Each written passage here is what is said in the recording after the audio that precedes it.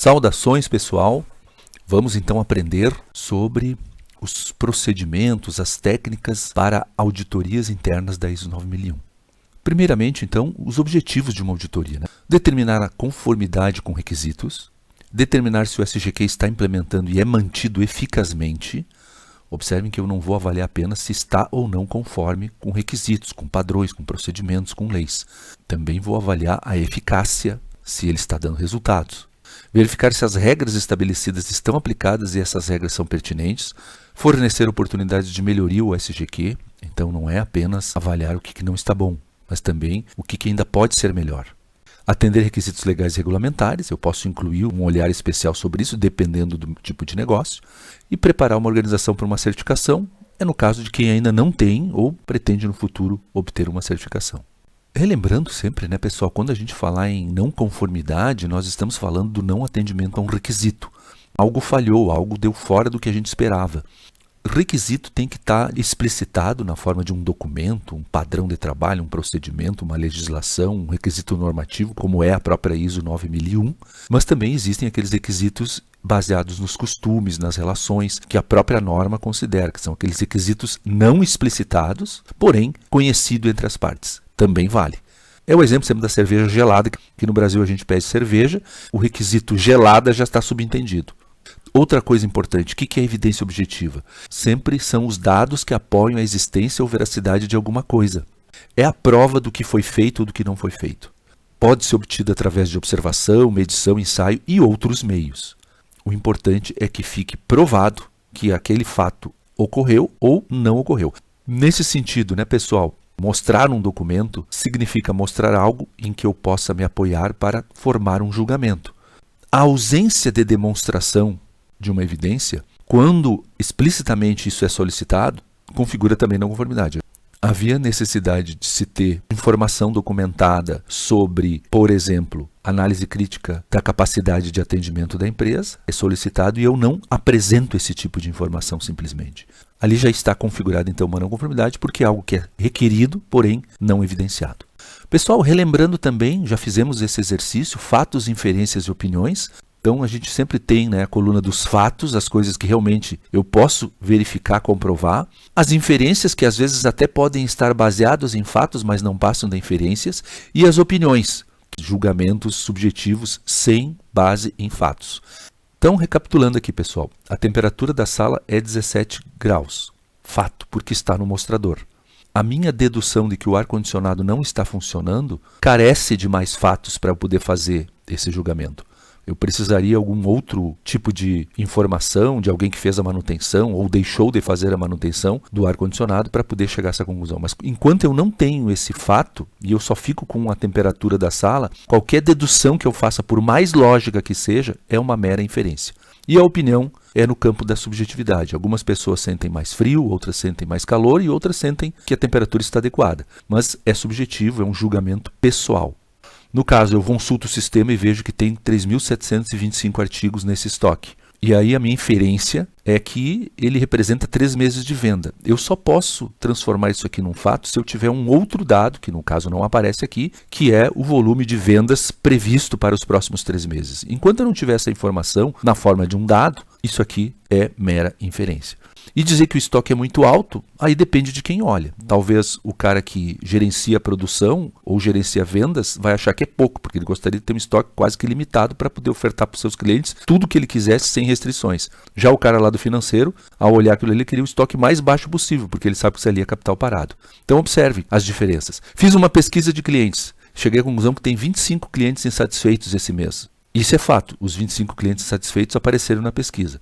Agora, eu deduzi que nós perdemos clientes, eu preciso ter uma outra informação que no caso aqui não aparece, que seria quantos clientes nós tínhamos antes da pesquisa. Enquanto eu não tenho essa informação, essa dedução aqui não passa de uma inferência. A satisfação dos clientes deve melhorar. É uma expectativa, é uma vontade, é na melhor das hipóteses uma intenção. Estou no mundo das opiniões. Tá, pessoal? Então, nós, durante a auditoria, só vamos nos basear em fatos. As inferências, no máximo, elas podem sugerir algum tipo de observação, que é uma categoria de julgamento nas auditorias, e jamais se baseie em opiniões. O auditor que julga com base em opiniões não está fazendo um bom trabalho. Pessoal, as etapas da auditoria. Aqui elas estão embaralhadas, nós vamos tentar montar esse quebra-cabeça. Então, fiquem atentos que vai aparecer a primeira etapa agora com um leve destaque para um desses retângulos. Aqui tem a pergunta, né? Qual a sequência correta dessas etapas? Então, o destaque inicial vai para planejamento das auditorias. Então, tem uma etapa mais corporativa que a gente chama de planejamento das auditorias como um todo. Nós veremos como é feita. Depois, preparação para a auditoria. Isso aqui é o trabalho do próprio auditor, isso nós vamos estudar a fundo. Vocês, como auditores internos, têm que estar muito bem preparados antes da auditoria. Próxima etapa, execução. Aí, uma vez bem preparado, eu vou e executo aquilo para o qual eu me preparei. Depois, resultados das auditorias, é a parte então que a gente emite os nossos julgamentos, as nossas conclusões na forma de relatórios.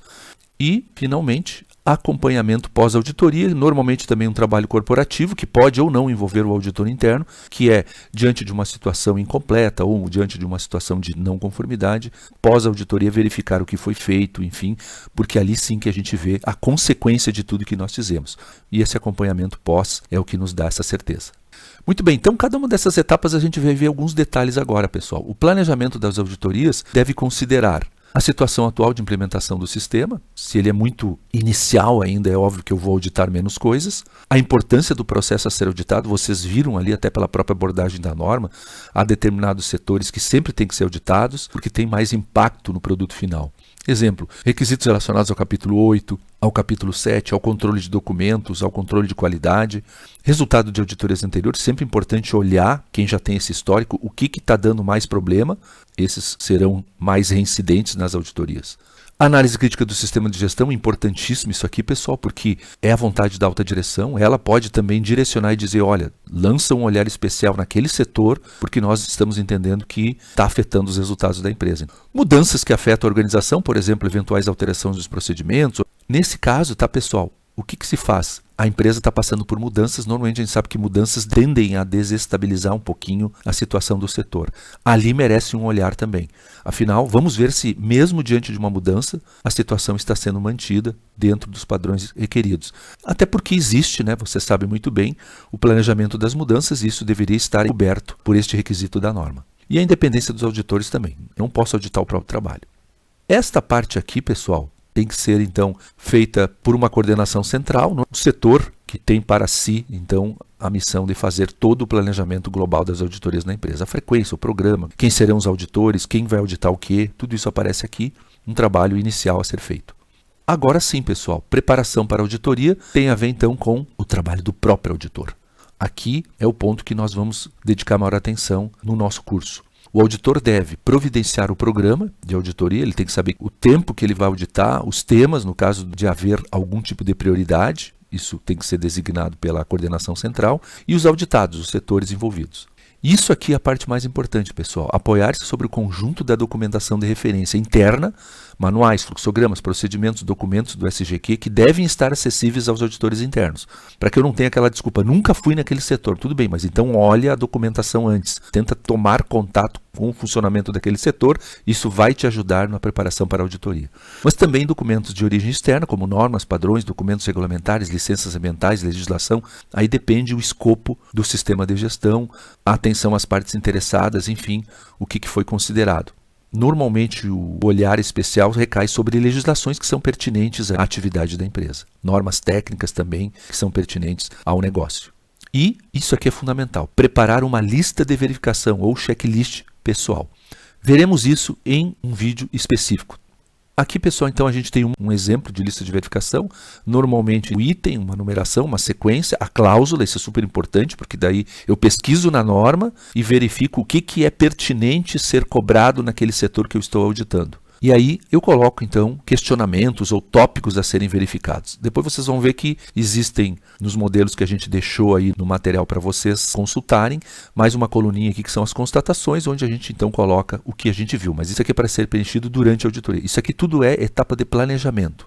Eu tenho que ir para a auditoria com isso aqui pronto. Mas, como já falamos, teremos vídeos específicos para tratar deste assunto.